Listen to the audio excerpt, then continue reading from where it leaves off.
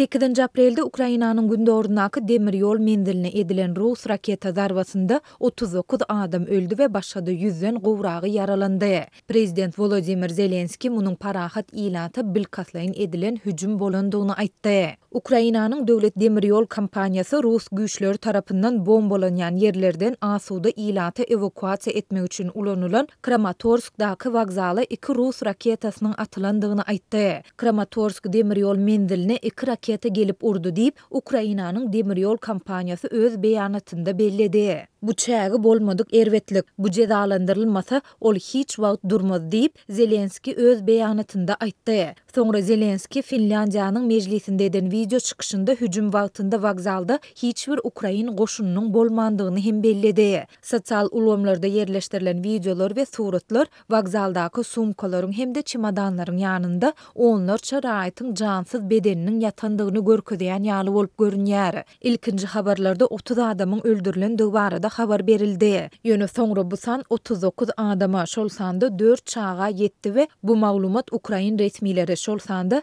Donetsk Sewit harby dolandyryş gullugynyň başlygy Pavlo Kirilenko tarapyndan tasdiklandy. Kramatorsk şäheriniň häkimi Aleksandr Hancharenko hüjüm wagtynda wagzalda 4000 töweregi adamyň bolandygyny hem aýtdy. Russiýanyň Gorunmak ministrligi hüjüme Russiýanyň jogapkärligi baradaky aýplamalary reddetdi. Rus dilinde çağalarymyz üçin diýilen ýazgy ýazylan uly raketanyň galındylary wagzalyň esasy binasynyň gapdalynda ýatyr. Men adamymy gözleýärin, ol şu ýerdedi. Men onuň bilen habarlaşyp bilemok diýip bir aýal AFP habar gullugyna beren maglumatynda aglap telefonu gulagyna tutdy. Men wagzaldadym. Men 2 gedek diýen ýaly partlama sesini eşitdim. Men gorunmak üçin diýwara tarap ylgydym diýip aljyraňlyga düşen başga bir aýal aýtdy. Bu hüjüm Ýewropa Komissiýasynyň prezidenti Ursula von der Leyen, Ýewropa Birleşiginiň ýokary derejeli diplomaty Josep Borrell we Slowakiýanyň premier ministri Eduard Heger Zelenski bilen gepleşikler geçirmek üçin Kiýewe baran mahaly boldy. Heger Twitter'da paýlaşan tweetinde Zelenski we onuň hökümet üçin söwda hemde gumanitar kömek teklipleri bilen gelendiklerini aýtdy. Heger'iň sözlerine görä munyň bir bölegi dänäni şol sanda buğdaýy daşamak üçin mümkinçilikleri hödürlemekden ibarat. Ukraina dünýäde iň uly buğdaý öndürji ýurtlaryň biridir we Russiýanyň Ukraina garşy alyp barýan söwüşi esasanam ýakyn gündogurda un ýetmezçiligini döredýär. Heger 3 resmiyiniň reform team ýagny reform toporuny döretmek arkaly Ukrainanyň Ýewropa Birleşigi bilen has ýakyn gatnaşyklary barýan ýolunda Kiýewe kömek etmek isleýändigini hem bellidi. Bu sapar 8 aprelde Ýewropa Birleşiginiň Russiýa garşy sanksiýalaryň 5-nji tapgyryny kabul edendigini şol sanda kömür, agaç, hime we beýleki önümleri import etmege gadagyn edendigini yglan eden mahalyna hem gabat geldi. Şeýlede Ýewropa Birleşiginiň bu çäreleri köp sanly Rus gemisiniň we ýük awtolagynyň Ýewropa Birleşiginiň çägine girmeginiň öňüni alar. Söwdany hasam kynlaşdyrar we VTB ýaly 4 Rus banky bilen ähli amallary gadagyn eder. Günwatar ýurtlary Kiýewiň Demiradygyndaky buçanyň köçelerinde parahat ilatyň cezalandyrylyp öldürilmegi halkara derejesinde ýazgarlanan soň Russiýa garşy girden sanksiýalaryny güýçlendirdiler. Yerli resmiýetiň tasdiklamagyna görä buçada Rus güýçleri tarapyndan 300den gowrak adam öldürildi we olaryň 50 goloýy cezalandyrylyp öldürildi. Moskwa bu aýplamalary reddedýär. Zelenski 7 aprel günü giýişlik Kiýewiň Demiradyk günwataryndaky başga bir şäherde Rus güýçlerinden halas edilen Borodyankada bolan zatlaryň buçadakydan hem aýlanyşdygyny aýtdy. Putin kiçi Berdimuhammedow Moskwa çağırýar. Aşgabat Russiýany ümsüm goldaýar. Ukraina barada dymýar. Türkmenistanyň prezidenti Serdar Berdimuhammedow we Russiýa Federasiýasynyň prezidenti Vladimir Putin hat alyşyp biregi iki ýurduň arasyndaky diplomatik gatnaşyklaryň 30 ýyllygy bilen gutlady. Şeýlede türkmen döwlet ýolbaşçylary bir näçe gün mundan ozal Rus siýasatçysynyň aradan çykmagy münasibetli Putin'e gynanç bildirdi. Bu aralykda Türkmenistan Birleşen Milletler Guramasynyň baş assambleýasynyň Russiýa boýunça geçirýän sesberişligine gatnaşmalygy saýlap alýar. Biz Türkmenistany Russiýa bilen gatnaşyklary gyşarnyksyz ösdürmäge aýratyn ähmiýet berýäris diýip Türkmen döwlet habarlar agentligi 8 aprelde Serdar Berdimuhammedowyň Putin'e ýiberen hatyny sitirledi. Öýdegini Putin'e Berdimuhammedow hat ýiberip ony iki ýurduň arasyndaky möhüm ýyl dönüm bilen gutlady. Bilelikdäki tagyrlarymyz arkaly Rus türkmen hyzmatdaşlyk gatnaşyklarynyň ähli ugurlarda mundan beýlekde ösdürilmegini üpçün etjekdigimizden ýaryn. Munyň özü Biziň dostlukly halklarymyzyň bähbetlerine dolu derejede laýyk gelýär.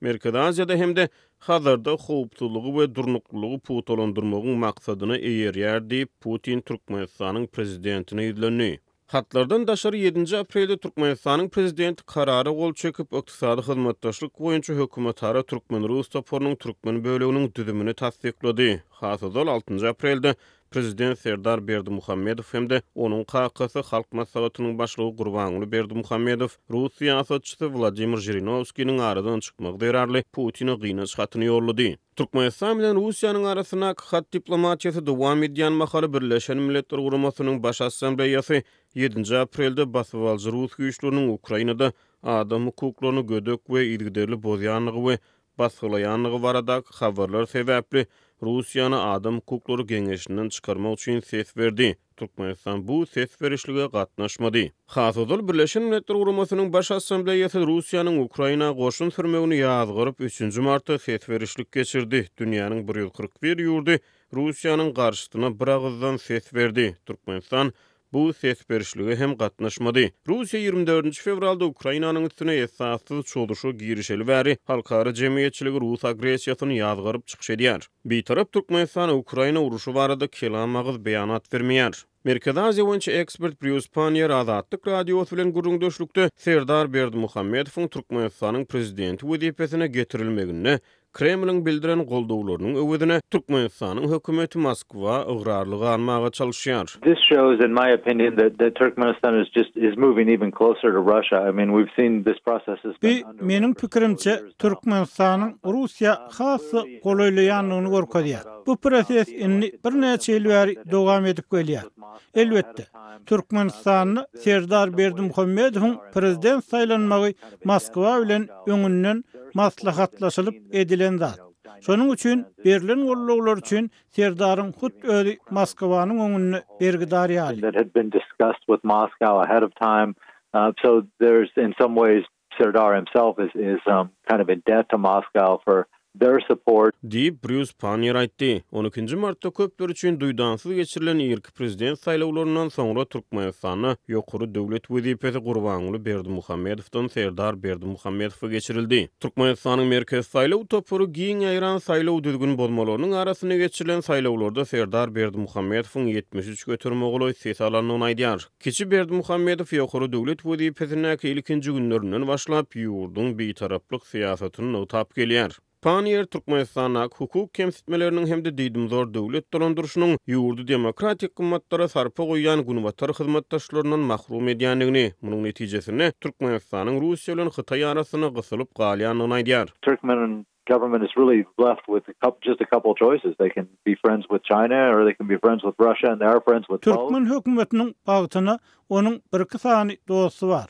Olar ya Russiýa bilen ya da Hytaý bilen dost bolup bilýärler. Diýip Panier aýtdy. Türkmen hökümeti ödüniň bir topar ýurtlar bilen şol sany iri hyzmatdaşlar bilen halkara uramalyň çägini hyzmatdaşlyk edýänligini aýdýar. Russiýanyň Ukraina esasyz goşun girizmeginden soňra Moskwa halkara sanksiýalary duçar boldy. Bu gadaganlyklaryň arasyna Russiýa käbir azyk haritlarynyň şol sany şekeriň hem de buğdaýyň daşary ýurtlara eksportyny wagtlaýyn togtatdy. Gal berse de daşary ýurtlaryň şol sany Türkmenistanyň käbir oba hojalyk önümlerine girden import gadaganlygyny ýatyrdy. Munyň ideýany Türkmen häkimetleri oba hojalyk önümlerini pomidor we balgar burçuny uly meşberlerde Russiýa eksport etmek üçin tagalla edip başlady. And of course, Turkmenistan now is going to export a bunch more of its produce. Öz ilatynyň çekýän açlygyna we azyk üstünçüligi bilen bagly başdan geçirýän kynçylyklaryna garamazdan Türkmenistan inni Russiýa oba hojalyk önümlerini eksport edýär. Russiýa sanksiýalary duçar bolan soň olar Russiýa has köp pomidor, has köp beýle önümleri eksport edip başlady. Görnüşinden Russiýa Türkmenistanyň geljeginiň, ýakyn geljeginiň hyzmatdaşy. Olar Ukraina boýunça dymýarlar. Ýöne bu wagtda Russiýanyň pozisiýasyny ümsümlik bilen gollaýarlar. Is Russia, they're going to keep quiet about Ukraine, but probably quietly support Russia's position on that. Diýip Panier aýtdy. Bu aralykda Kremlin web saytyna görä 8 aprelde Russiýanyň prezidenti Vladimir Putin bilen Türkmenistanyň prezidenti Serdar Berdimuhammedowyň arasyna telefon söhbetdeşligi geçirildi. Söhbetdeşligiň dowamyny Putin Berdimuhammedowy Russiýa sapara çağırdy. Türkmenistana we yurdun daşyna ýygydaly howa gatnawlary henidem ýok. Bu ýagdaýda ýörite guralan charter uçarlary ýurtdan çykmagyň ýa-da girmegiň ýeketäk usuly bolmagyna galýar. Şunuň ýaly 2 uçuşyň 8 aprelde boljagy bir gün öň ma'lum boldy. Ortaýyň Türkmenistandaky elçihanasynyň habarynda Türkmenistan aviakompaniýasynyň uçuşunyň 8 aprelde Aşgabat Moskwa reýs boýunça 1 sagat 8-de uçjakdygy aýdylýar. Elçihana muny uçuşyň bolmagyndan diňe bir gün öň Telegram kanalynda habar berdi. Ortaýyň elçihanasynyň resmi web sahypasynda bu barada maglumat bolmady. Elçihananyň resmi habaryna görä bilet satyp uçaryň uğrayan gününden diňe bir gün öň 7 aprelde 1 sagat 10-da ýola goýulypdyr. Biletler Türkmenistan kompaniýasynyň Aşgabatdaky edaralarynda satylypdyr. Biletleriň bahasy epesli ýokurlanyp $600 barabar bolupdyr. Tölek diňe dollarda amalaşyrlar. Howa gatnawy ätýaşlandyryş çykdyjylarynyň artmagy sebäpli ýokurlandy. Tölek daşary ýurt valyutasynda amalaşyrlar. Ýolagçylar tölek jekmejekliklerini aviakompaniýadan habar alyp bilerler diýilip Ortaýyň elçihanasynyň beýannamasynda aýdylýar. Şol birakdyň özünde de elçihana Ortaýyta barýan daşary ýurt raýatlarynyň 48 sagatlyk negativ PCR synagynyň bolmalydygyny ýatladýar. Garaşsyz neşir Türkmen News mundan öň Ortaýyda charter gatnawlarynyň Ortaýyň S7 aviakompaniýasy tarapyndan guralandygyny ma ýakynda Ortaýyda garşy gerilen halkara sanksiýalar sebäpli S7 kompaniýasynyň daşary ýurtlara uçmagynyň bes edilenligini belliýär. Habarda mundan öňki Türkmenistandan Ortaýy Federasiýasyna aýda ortaça 3 ýa-da 4 charter gatnawynyň bolundygy aýdylýar we biletleriň bahasynyň şonda $400 durandygy habar berilýär. Türkmen Newsyň bellemegine görä Rus aviakompaniýalarynyň şol uçuşlary COVID-19 pandemiýasyna garamazdan ýurdun daşyna çykmagy islegileri artan immigrantlar tarapyndan ulanylypdyr. Indi migrantlar üçin uçuşlary Türkmenistan howa ýollary gurýar. Neşriň habaryna görä elçihananyň düzýän sanawlary boýunça gurulýan charter uçuşlary Ortaýyda göçmek islegini ma'lum eden Türkmenistanyň raýatlary üçin niýetlenipdir. Çeýle hem neşir Türkmenistandan Ortaýyda indiki uçarlaryň 14-nji we 29-njy aprelde planlaşdyrylýanlygyny habar berdi. Soňky ýyllarda ýurtdan gitmek isleýän Türkmenistanyň raýatlarynyň sany artmak bilen boldy. Türkmenistany terk etmegiň ýollaryndan biri Ortaýyda migrant statusyny almakdan ibarat. Koronavirus pandemiýasy we 2020-nji ýylyň mart aýynda Türkmenistan tarapyndan ýygydarly uçuşlaryň bes edilmegi raýatlaryň ýurtdan gitmek prosesini haýallatdy. Bu aralykda ýygydarly uçuşlaryň bolmazlygy daşary ýurtlarda galýan müňlerçe Türkmenistanyň raýatlary üçin watanyna gaýdyp gelmek mümkinçiligini hem çäklendirýär we olar charter uçarlaryna doly garaşly bolýar. Türkmen Newsyň habaryna görä 8 aprelde Türkmenistan howa ýollary Belarusdan raýatlary getirmek üçin uçar berýär. Neşir Türkmenistanyň daşary işler ministrligindäki çeşmelerine talgylanyp uçaryň Ortaýydan gaýdyp Barýarka Minskde ýolagçy aljakdygyny habar berdi. Uçar Aşgabatdan Moskwa, Moskwadan Minske uçar. Şol ýerde uçar 130 töwerek ýolagçyny, ýagny watanyna dolanmak isleýän Türkmenistanyň raýatlaryny alyp gaýdar we olar Türkmen başa eltiler diýip neşir ýazýar. Türkmenistan koronavirus pandemiýasy sebäpli 2020-nji ýylyň mart aýynda beýleki ýurtlar bilen ýygydarly howa gatnawlaryny besetdi. Netijede ýurdun raýatlary watanyna barmak we ýurtdan çykmak mümkinçiligini tas elden berdi. Türkmenistanyň hökümeti tarapyndan raýatlaryny daşary ýurtlardan getirmek üçin 2020-nji ýylyň awgust aýyndan beri guraýan uçuşlarynyň sany islegi kanagatlandyrmaýar. Dörli ýurtlardaky türkmen elçihanalary tarapyndan düzülýän sanawlarda ady ýazylan adamlaryň sözlerine görä köpler 2 ýyl bäri nowatyna garaşýarlar.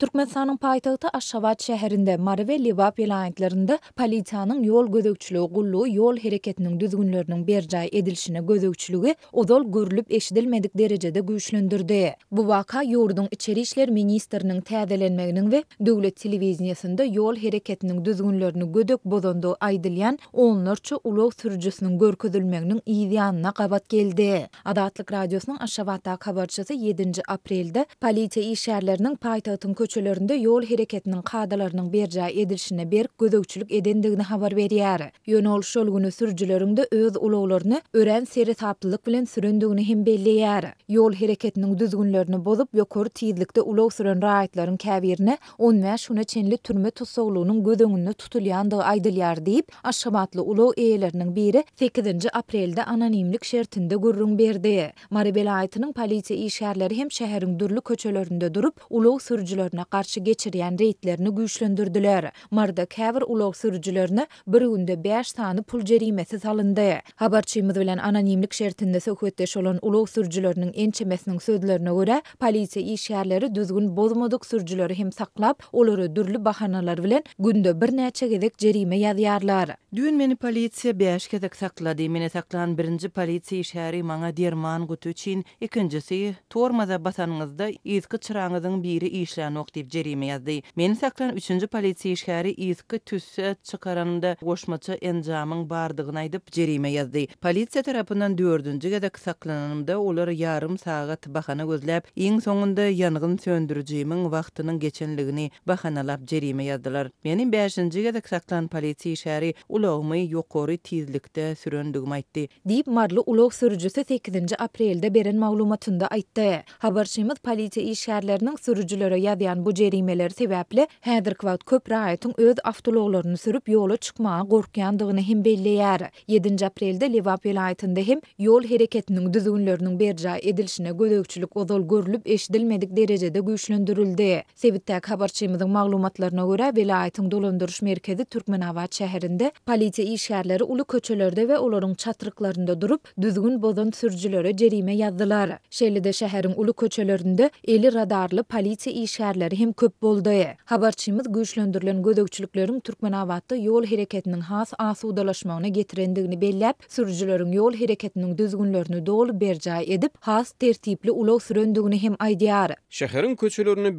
birige syýlaşyk has güýçlü boldy. Sürüjüler ulaglaryny kesgitlenen tizlik boýunça sürdüler. Piyadalara ýoldan geçmek üçin ýol berildi. Diýip Lewaply sürüjü gurrun berdi. Habarçylarymyz bu gödökçülikleriň näçe wagt dowam etjekdigi barada açyçan maglumatyň ýokdugyny aýdýarlar. Bu çäreler barada ýurdun içeri işler ministrliginiň resmi web saytynda hem hiç ýyly habar ýa maglumat berilmeýär. Ýöne bu waka Türkmenistanyň prezidenti Serdar Berdimuhammedowyň içeri işler ministrliginiň başlygyny täzelemeginiň we döwlet telewiziýasynda ýol hereketiniň düzgünlerini gözek bozandygy aýdylýan onlarça ulag sürüjüsiniň görkezilmeginiň ýa-da gabat geldi. 6 aprelde prezident Howpsuzlyk mejlisini geçirip, öňkü içeri işler ministri Öwüzdurdy Hoca Niýazowy wezipesinden boşadyp, onuň orduna Lewap vilayatynyň polisiýa müdirliginiň başlygy Muhammed Hydyrowy içeri işler ministri wezipesine belledi. TDH-nyň habaryna görä prezident öňkü ministriň işden kowulmagyny, onuň bu wezipede işlän döwründe goýberen kemçilikleri üçin alan bir käýinçleri we duýduruşlar bilen esaslandyrdy.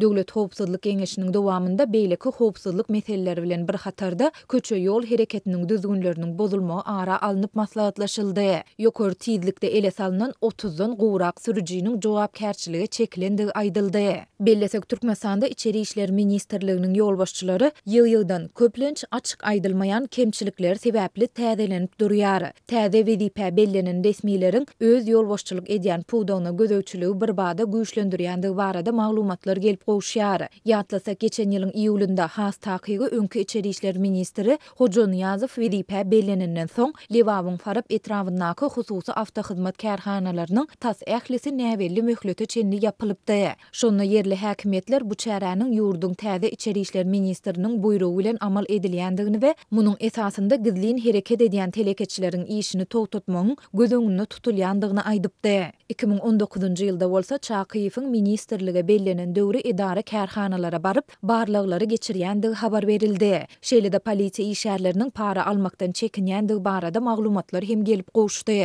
Emma habarçylarymyz şondan soň para horlagyny ozalkylar ýaly dowam ettirilendigini habar berdiler.